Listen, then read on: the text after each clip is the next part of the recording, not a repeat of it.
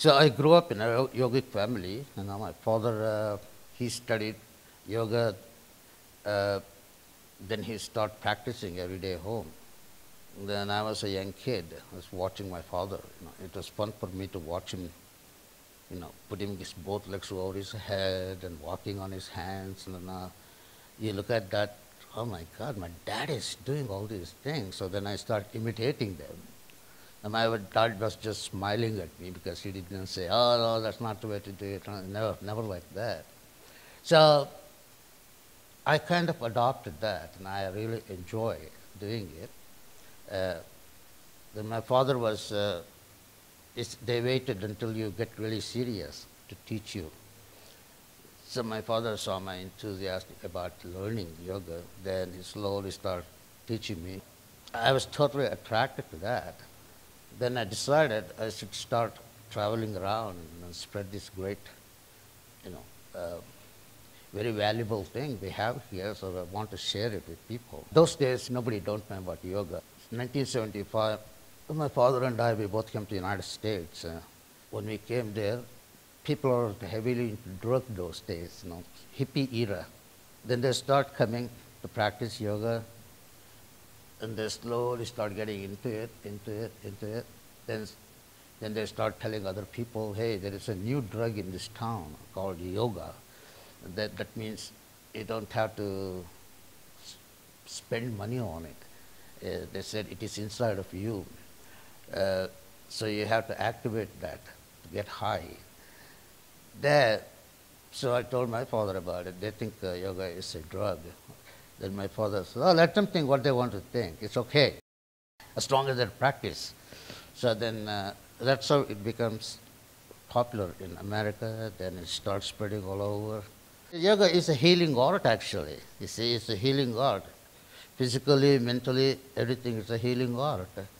And you can get only when you do it properly. That's why you need the right teacher who can teach all these disciplines. What is happening is the yoga, all these philosophies come from the East.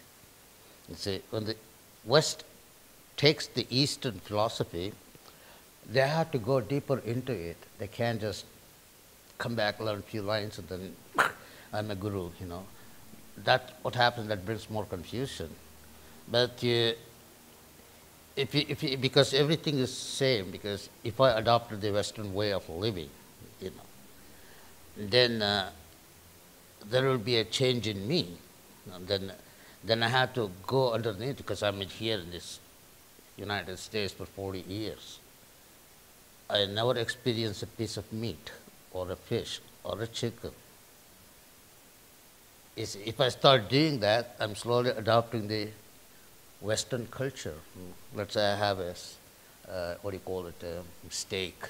Let's have this, But we are so strong in our culture, in the Eastern culture.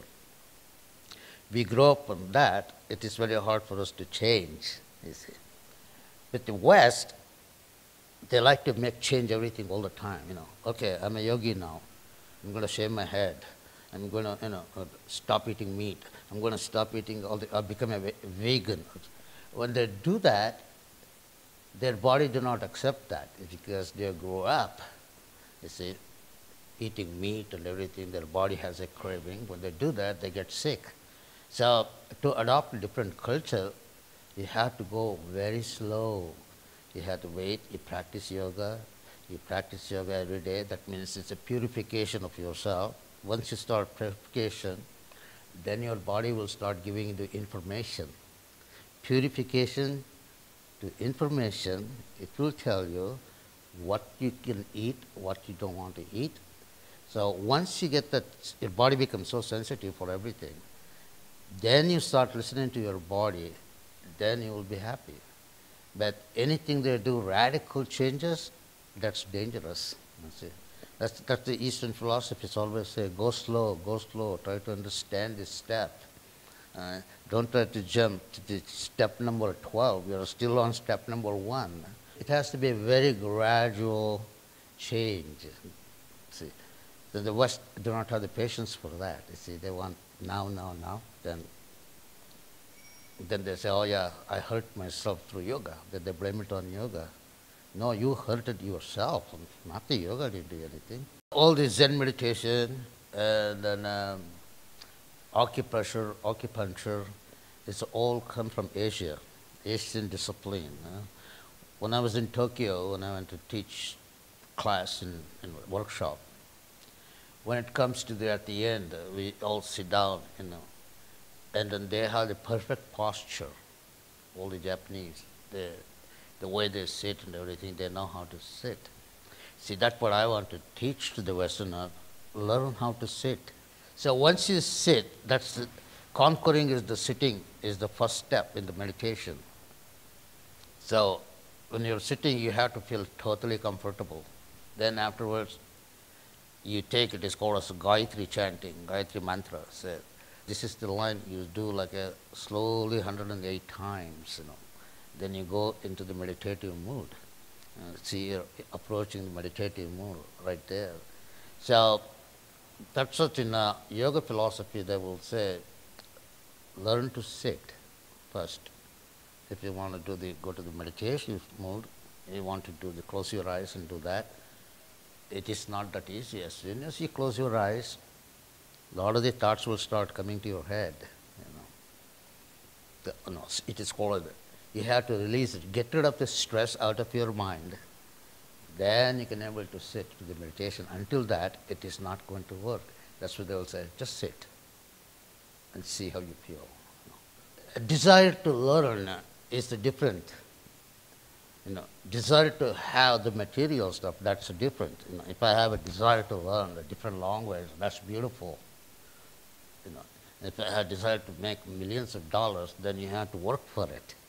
And so when you're working, that's the one get you down there, anxiety and then anger, all sorts of things start, because that's the one, the material thing is offering you that deal. You are free, but you think you're in prison.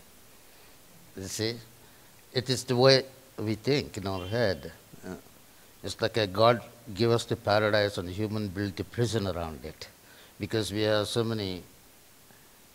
we want so many things, we get greedy, Once you start going after that, so slowly you're pitching the fence around you. So that's what we talk about the detachment. We don't get attached to too many things, because the material world, you can have it today, then tomorrow you will be bored with that. You see? But the spiritual world, once you have it, you never get bored with that, It's always there for you. That's the one we are looking for. There is nothing like happy or sad, or there's nothing like rich or poor, or nothing like healthy and weak. It's all you, what you're creating. Once you find out that one, then you're free. So the attachment makes you a prisoner, actually. Once you detach that, but the Indian philosophy will say, separate yourself. One should know one's distance to be happy on this planet. You see, that's the whole idea of that.